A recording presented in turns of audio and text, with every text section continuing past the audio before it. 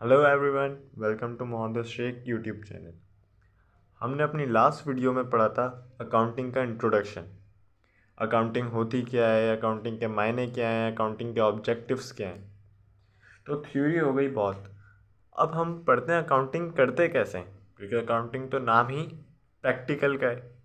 तो अकाउंटिंग में बेसिकली सारा प्रैक्टिकल का काम होता है। उसकी टर्मिनोलॉजीज़ क्या क्या होती हैं, उसकी टर्म्स क्या क्या होती हैं, अकाउंट्स कौन कौन से होते हैं, हम किस चीज़ को, किस बात को क्या नाम देते हैं, तो वो आज हम पढ़ेंगे। ये बिल्कुल आपका बेसिक कॉन्सेप्ट बनाने वाली बात है। आप इसको लास्ट तक देखिएगा। हर टर्म, हर टर्मिनोलॉजी आपके बहुत काम में आएगी।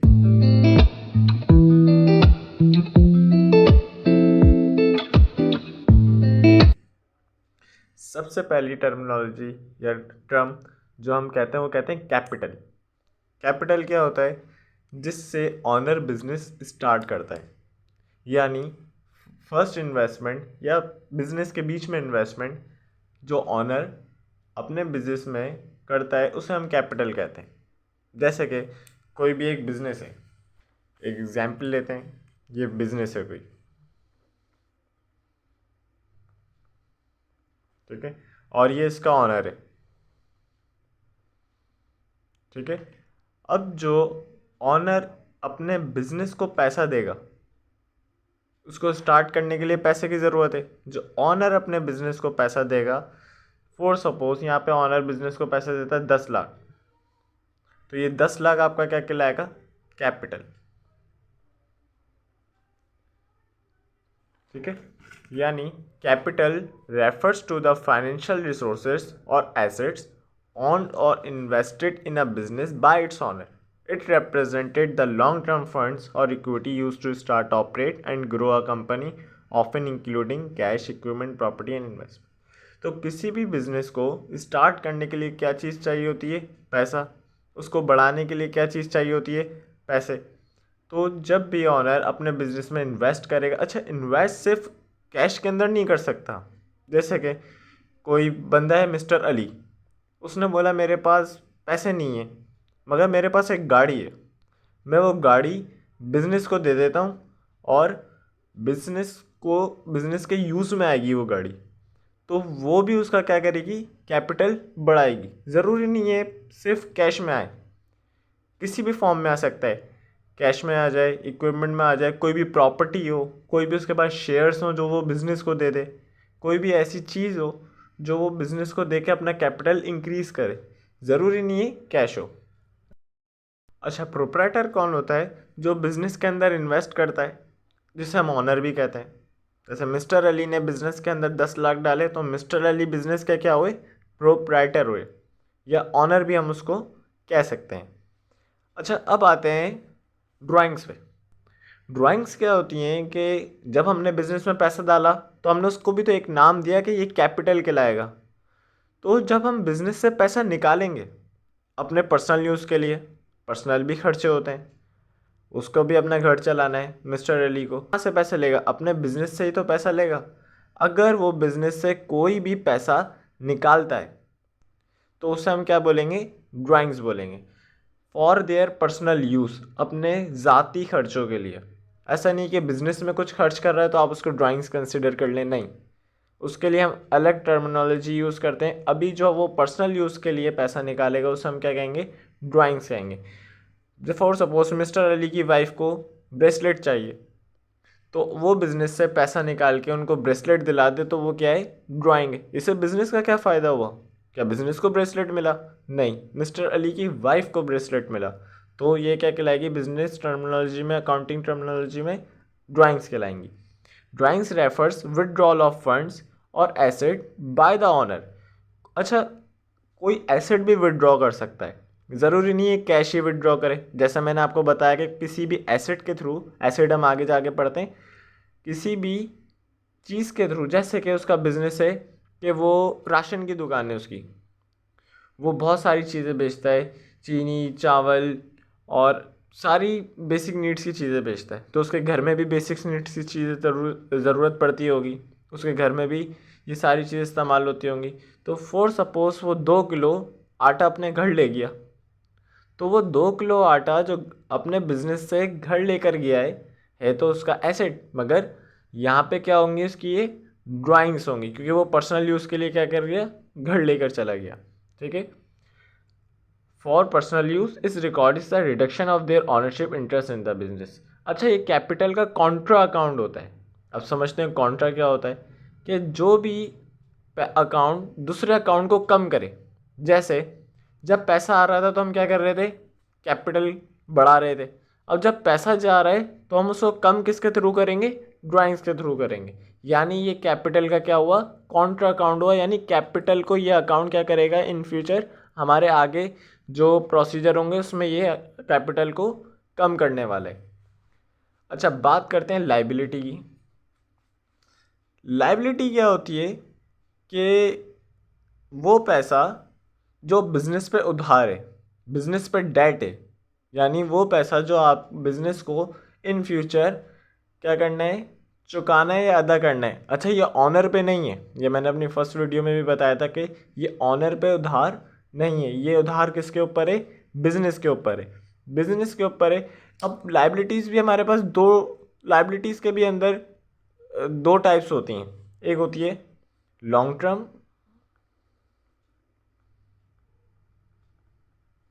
और दूसरी होती है short term. Long term liability क्या होती है कि उसमें हमारे पास हम उस लाइबिलिटी को कहते हैं कि जो 1 साल से ऊपर हम किसी से उधार लें। जैसे कि बैंक लोन हो गया, बैंक लोन 2-3 महीने के लिए तो नहीं होता, 1 साल के लिए होता है, 1.5 साल के लिए होता है। तो उसे हम कहते हैं लॉन्ग टर्म लाइबिलिटी, यानी लंबे अरसे के लिए लाइबिलिटी। शॉर्ट टर्म यानी हमने किसी से सामान खरीदा, उससे बोला यार 1 महीने बाद पैसे ले लियो, तो ये कौन सी लाइबिलिटी कहलाएगी, शॉर्ट टर्म लाइबिलिटी कहलाएगी। इसके लिए भी कुछ टर्मिनोलॉजीज होती हैं, कुछ प्रॉपर वर्ड्स होते हैं।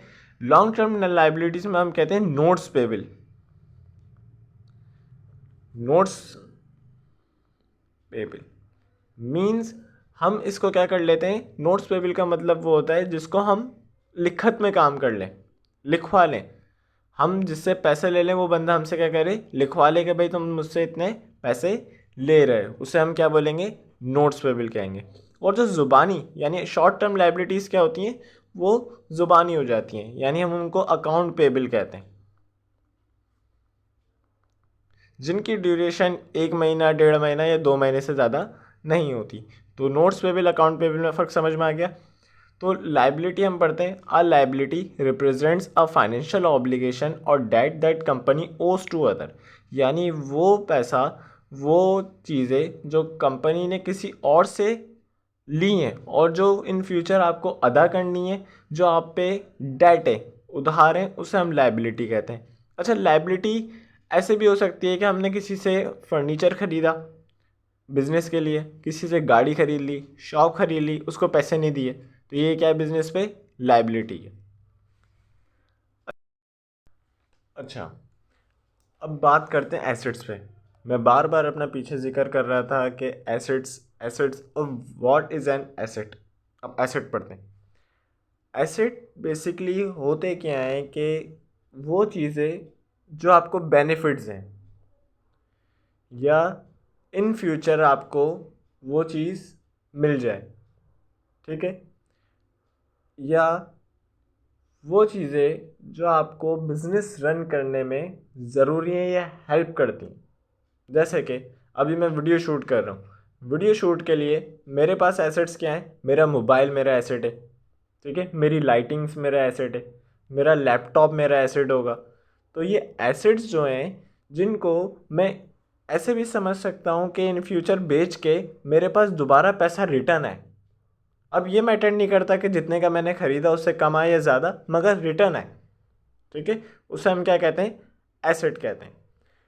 जैसे हम इसकी डेफिनेशन पढ़ते हैं, anything which is in the enterprise of business और position including the amount due to others is called asset. यानी कोई भी ऐसी चीज़ बिजनेस की जो उसकी पोजीशन हो, लैंड हो गई, उसकी शॉप हो गई, उसका कैश हो गया, कैश एसेट है, उसका बैंक बैलेंस एसेट हो गया, उसका अकाउंट रिसीवेबल एसेट हो गया।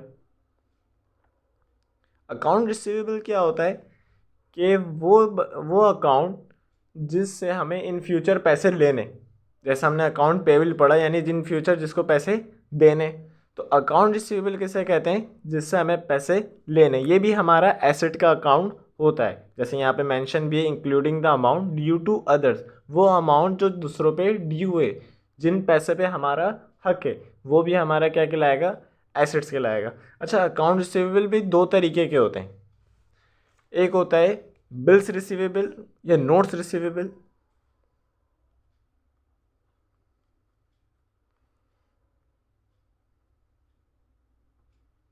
और दूसरा होता है अकाउंट रिसीवेबल जो आपने पढ़ लिया।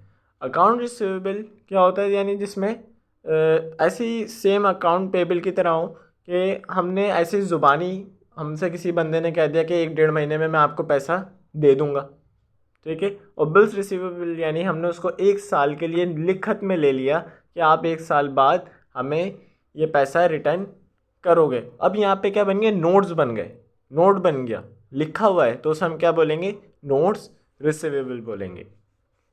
आई होप आपको एसेट समझ में आ गया होगा। अब चलते हैं रेवेन्यू पे। अच्छा, ये बहुत इंपॉर्टेंट चीज़ है रेवेन्यू। रेवेन्यू में बहुत सारे लोग इसको समझने में गलती कर जाते हैं।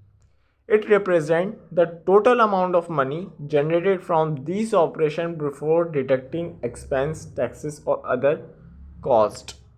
रेवेन्यू क्या होता है कि वो आपका सेल्स, वो आपने चीज़ें बेची हो, वो चीज़ें जो आपने बेची और आपने पैसा लिया यानी कमाया, उसे कहते हैं रेवेन्यू। जैसे कि मैं आपको एग्जांपल दूं, मेरा कार्स का शोरूम है, ठीक है। मैंने 50 लाख की कार्स बेच दी, ठीक है। 50 लाख मेरा क्या है, रेवेन्यू है, ठीक है।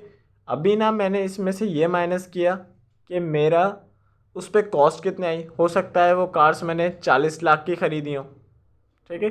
तो ये जो 50 लाख जो जस्ट मैंने बेच के कमाया, ये वाली टर्म कौन सी कहलाएगी, रेवेन्यू कहलाएगी, ठीक है। इसमें मेरी कॉस्ट भी शामिल है, मेरा प्रॉफिट भी शामिल है। अगर मेरा कॉस्ट ऊपर निकल जाती है तो ये मेरा लॉस भी हो सकता है। हम इसको अभी पढ़ेंगे आगे, लॉस और प्रॉफिट को। तो रेवेन्यू वो टर्म होती है जो हमने बेच के पैसे कमाए।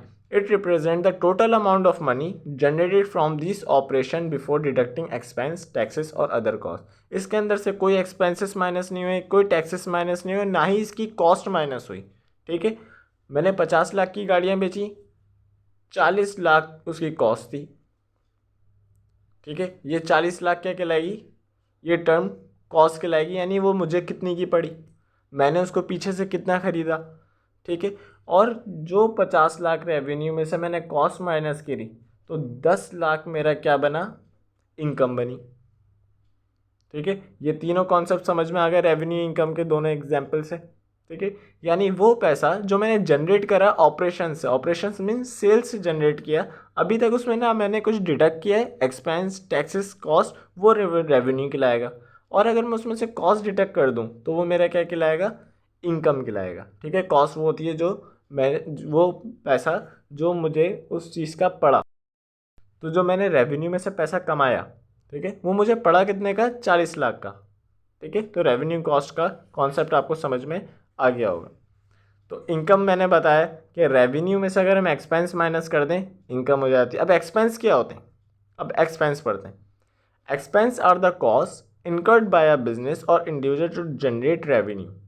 अच्छा, अभी तो मैंने ये 40 लाख माइनस कर दिए ऊपर, मगर ये इसके अंदर से एक और चीज़ माइनस होती है, वो कहते हैं एक्सपेंस।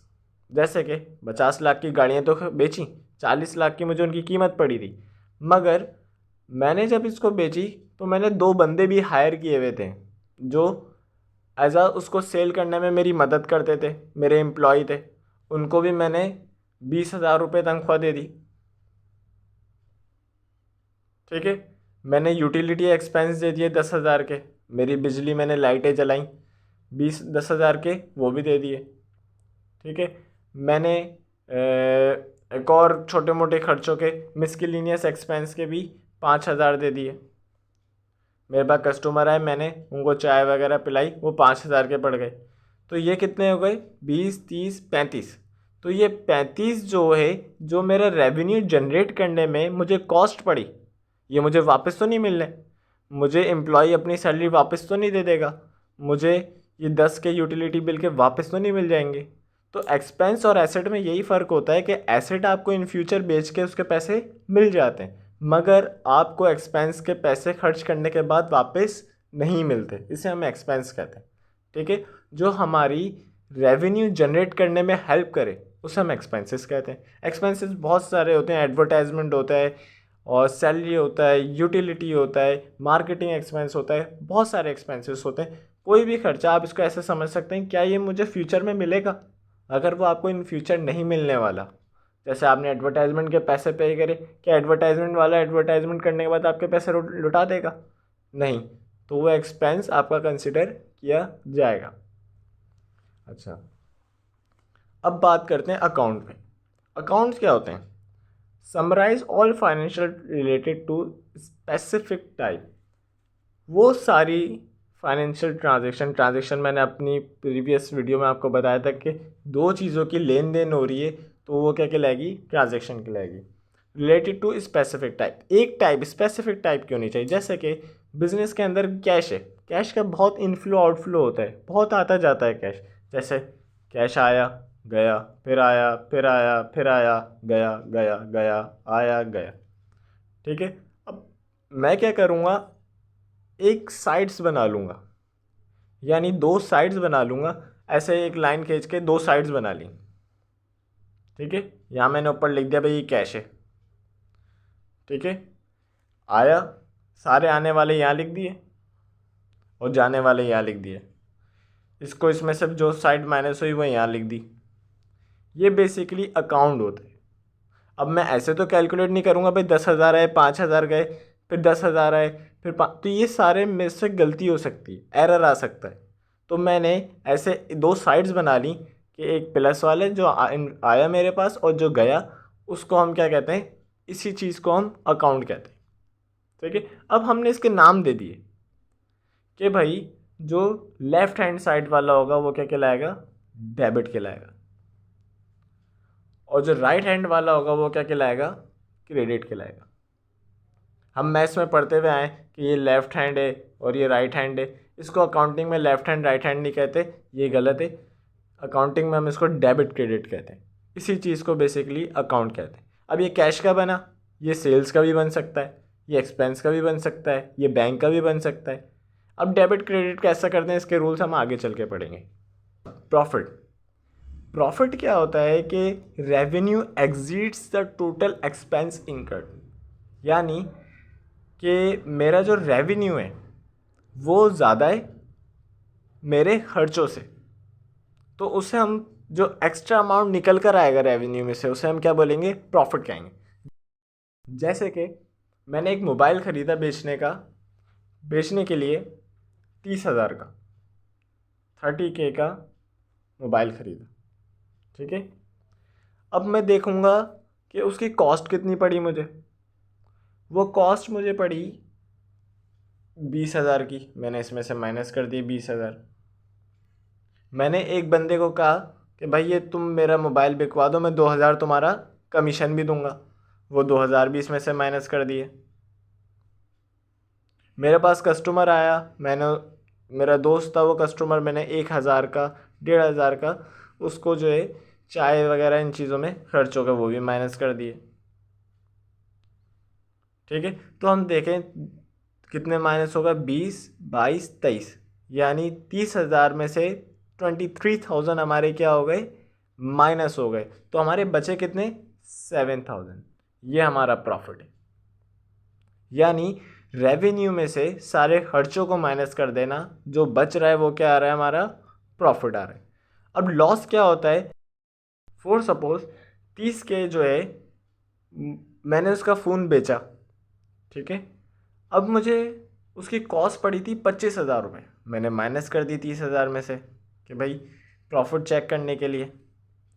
ठीक है, अब मुझे पता चला फ़ोन ख़रीदने के बाद कि इसके अंदर फॉल्ट भी है।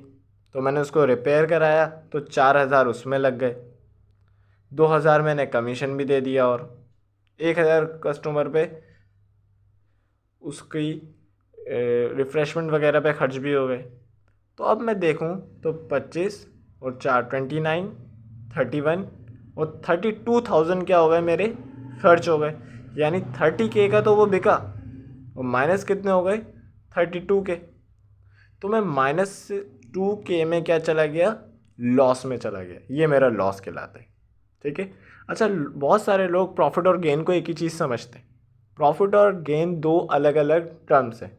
गेन्स क्या होता है कि जैसा मैंने आपको अभी एसेट्स बताया कि एसेट्स किस लिए करते हैं, जो हमें बेनिफिट्स देते हैं। जैसे कि एक बिज़नेस के एसेट्स क्या हो सकते हैं, फर्नीचर होगा, बिल्डिंग होगी। तो जैसे कि कोई भी बिज़नेस अपनी बिल्डिंग बेच रहा है, ठीक है, उसने वो बिजनेस बिल्डिंग खरीदी थी 10 लाख की, 10 लाख की खरीदी थी, मगर वो बिल्डिंग अब बिक गई 12 लाख की। वो बिल्डिंग उसने बेचने की नीयत से तो नहीं खरीदी थी। बेचने की नीयत से तो हम गुड्स खरीदते हैं, मर्चेंडाइज खरीदते हैं। तो 2 लाख का जो उसको ऊपर एक्स्ट्रा मिला वो कहलाता है गेन। ये प्रॉफिट नहीं कहलाएगा, ये क्या कहलाएगा, आपका गेन कहलाएगा। ओके। अच्छा, अब परचेजेस क्या होती हैं। परचेजेस होती हैं गुड्स और service by a business for the purpose of resale. वो सारी चीज़ें जो बिजनेस खुद परचेज करे, खुद खरीदे, किस पर्पस के लिए, कि इसको दोबारा बेचे। ठीक है। पर जैसे कि कोई बंदा है, उसकी शॉप है क्लॉथ्स की, अब वो कपड़े क्यों खरीदेगा, ताकि वो उसको रीसेल कर सके, दोबारा बेच सके। इसको हम अकाउंटिंग में परचेजेस कहते हैं। हम इसको ऐसे नोट नहीं करेंगे क्लॉथ्स या मर्चेंडाइज या गुड्स, अकाउंट्स में ये नहीं लिखेंगे। हम अकाउंट्स में क्या लिखेंगे, परचेजेस। ठीक है। यानी कोई भी ऐसी चीज़, किसी भी चीज़ का बिजनेस हो, वो क्लॉथिंग का हो सकता है, वो इक्विपमेंट्स का हो सकता है, वो इलेक्ट्रिसिटी का बिजनेस हो, कार शॉप हो, मोटरसाइकिल रिपेयरिंग हो, वो जो भी चीज़ अपने बिजनेस में दोबारा बेचने के लिए ख़रीदे उसे हम परचेजेस कहते हैं। अच्छा, परचेजेस रिटर्न क्या होता है।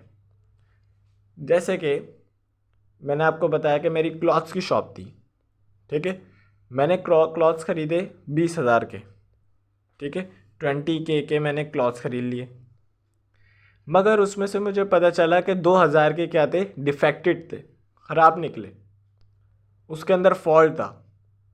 तो वो मैंने क्या कर दिए, रिटर्न कर दिए। तो अब मेरे पास कितने बचे, 18K के क्लॉथ्स बचे।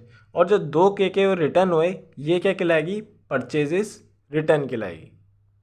ये परचेजेस का काउंटर अकाउंट होता है, ये परचेजेस को कम कर रहा होता है। ठीक है, ये समझ में आ गई। अच्छा, ये हमारी इन्वेंट्री हम आगे चल के समझेंगे, हमारी इन्वेंट्री को कम कर रहा होता है। यानी इसका क्या होता है, ये काउंटर अकाउंट होता है। फॉर सपोज 20 की आपकी परचेजेस थी, परचेजेस रिटर्न कितनी की हुई, 2,000 की। अब आपके पास इन्वेंट्री कितनी बची, 18,000 की। ठीक है। अच्छा, सेल्स क्या होती हैं कि जो आपने चीज़ रीसेल के लिए ख़रीदी वो बिक गई। ठीक है, मैंने क्लॉथ्स खरीदे 18,000 के, 20,000 के, 2K के रिटर्न हो गए, मेरे पास कितने, 18,000 के।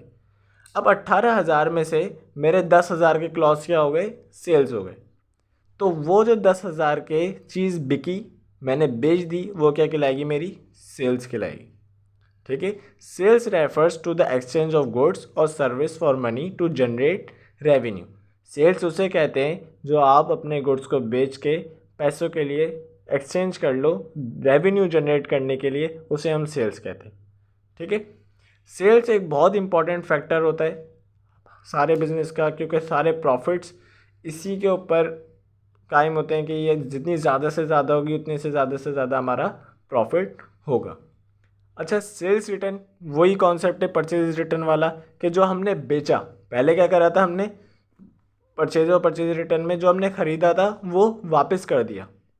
अब सेल्स रिटर्न में क्या हो रहा है, जो हमने बेचा वो वापस आ गया। हमने 10,000 के बेचे, उनको कुछ पसंद नहीं आया कि कुछ ख़राब निकले कपड़े, उन्होंने बोला कि ये 1,000 के क्या कर लो, वापस कर लो। 10,000 के हमने सेल्स की थी, 1000 के वापस आ गए, तो कितने की सेल्स हुई 9K की। तो हम सेल्स रिटर्न को काउंटर अकाउंट कह सकते हैं क्योंकि ये सेल्स अकाउंट को क्या कर रहा है, कम कर रहा है। और ये 1000 क्या कहलाएगा, हमारा सेल्स रिटर्न कहलाएगा, ठीक है। और ये 9K हमारी नेट सेल्स कहलाएंगी। Understood, alright. आई होप आपको यहाँ तक सब समझ में आ चुका होगा। अगर आपको इसमें से कोई चीज़ समझ नहीं आई तो आप कमेंट सेक्शन में मुझसे पूछ सकते हैं, मैं आपको ज़रूर रिप्लाई करूँगा। और don't forget to subscribe and like. Thank you so much for watching.